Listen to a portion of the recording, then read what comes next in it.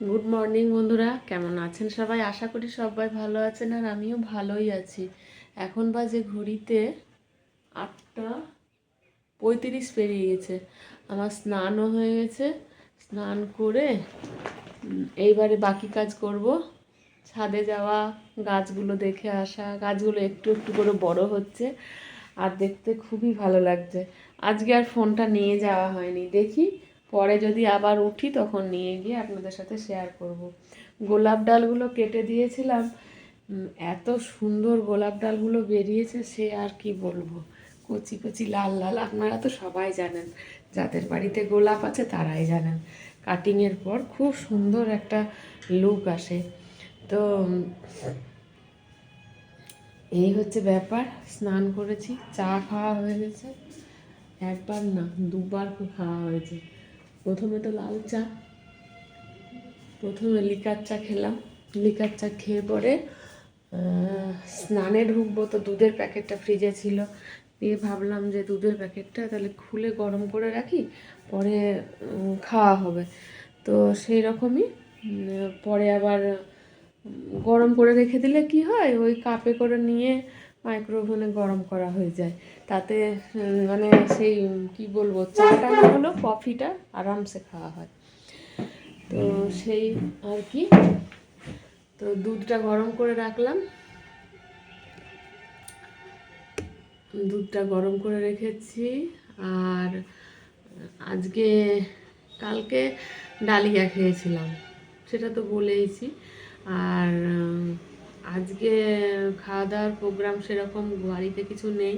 আজকে আমাদের ডিউটি আছে, ডিউটির মধ্যেই পড়ছে। তো যাব সেখানে, আজ খাওয়া দাওয়া ওখানেই আছে। তো যাব, অনেক দেরি আছে। এই স্নান করে উঠলাম, তো তারপরে দ্বিতীয়বার চা বসিয়ে, আমার চাটা একটু কড়া হলে বেশ ভালো লাগে। আপনাদের কি ভালো লাগে? তো চাটা কড়া হওয়ার জন্য চা বসিয়ে দিয়ে দুধ জল চা পাতা দিয়ে বসিয়ে স্নানে ঢুকেছিলাম। এত ঠান্ডা লাগছিল, দিয়ে ডাইরেক্ট কল চালালাম, চালিয়ে গরম জলটা ঢাললাম। না হলে যদি এই সময় ঠান্ডা লেগে যায় শীতের শুরুতে, তাহলে অবস্থা খারাপ হয়ে যাবে। তো স্নান করে নিলাম, আর করে বেরিয়ে দেখছি চায়ের দারুণ সেন্ট উঠেছে, দিয়ে চাও খেয়ে নিয়েছি। তারপরে চুলটা একটু শ্যাম্পু করেছিলাম, চুলটাও একটুখানি ভেজা আছে। আর ওই একটু কি যেন বলে ওই জিনিসটা, চুলে দিয়ে আঁচড়িয়ে নিয়েছি। আর এবার আপনাদের সাথে একটু বলি, গল্পটা করে নিই। তো গুড মর্নিং সবাইকে, কেমন আছেন সবাই? আশা করি সবাই ভালো আছেন, আমিও ভালো আছি। দেখার শুরুতেই একটা লাইক করে দিন। আর যদি আপনাদের আমার চ্যানেলটা কোথাও একটু ভালো লেগে থাকে, তাহলে অবশ্যই চ্যানেলটা সাবস্ক্রাইব করে নিতে ভুলবেন না, আর বেল বাটনে ক্লিক করতেও ভুলবেন না। দেখা হবে নতুন নতুন অনেক কিছু নিয়ে। প্রতিদিনই প্রায় কিছু না কিছু ভিডিও আমি আপনাদের সাথে শেয়ার করি।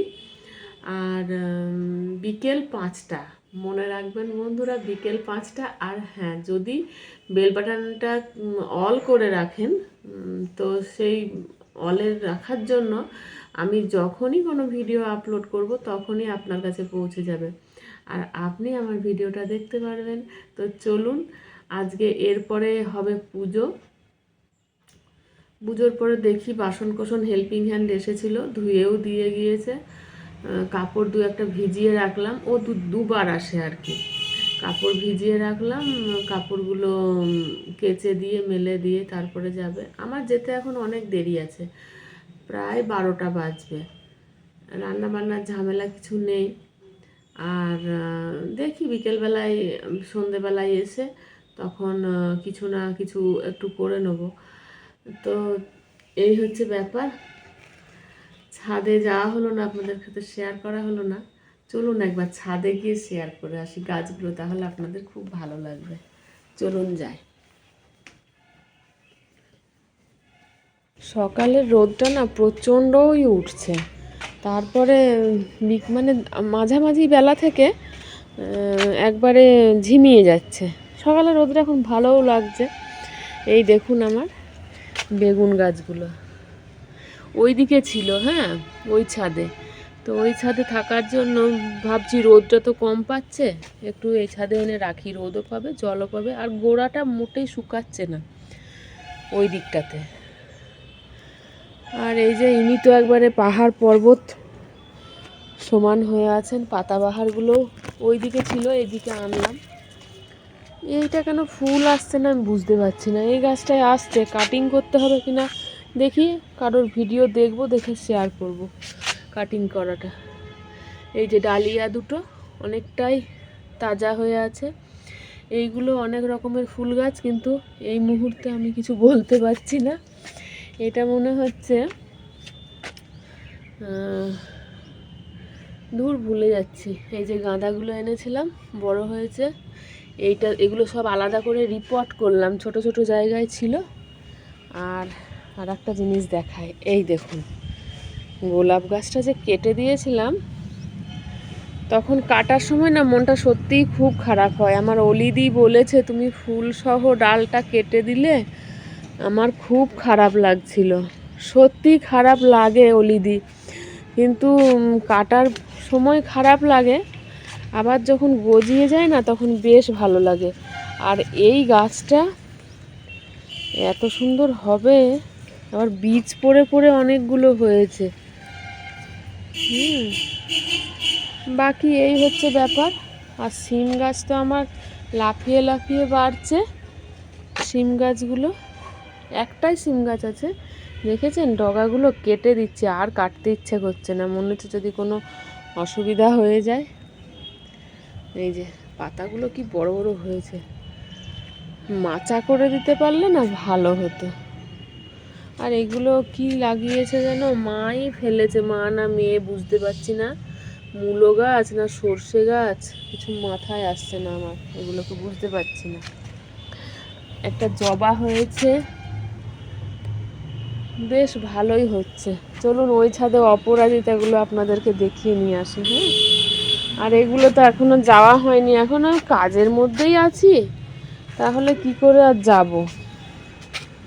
কাজের মধ্যে থাকতে থাকতে কি আর গাছপালা এতটা যত্ন করা যায়। তাও আমি বেশিরভাগ সময় রাতে আসি, সন্ধে বিকেল থেকে রাত পর্যন্ত কাজ করি। এই যে আমার অপরাজিতা, টগর, এইখানে গাঁদা, সেই আমার পরিচিত এক দিদির কাছ থেকে, বন্ধু স্থানীয় দিদি বললে খারাপ লাগবে, তার কাছের কাটিং করে লাগাবো ভেবেছিলাম, আর এখনও লাগালে হবে। এগুলো যদি কেটে বসিয়ে দিই না, এইগুলো একটা ডাল যদি কেটে বসিয়ে দিই, এটার থেকেই ঝোপালো হয়ে যাবে। এগুলো কাটিংয়ের দরকার ছিল, তাহলে ঝোপালো হতো ভালো। কত হয়েছে। যাই হোক, আজকে ভিডিওটা বেশি অন্য কিছু শেয়ার করতে পারলাম না, তবে যাব তো কাঞ্চনপুর যাব, বলেই দিলাম জায়গাটার নাম।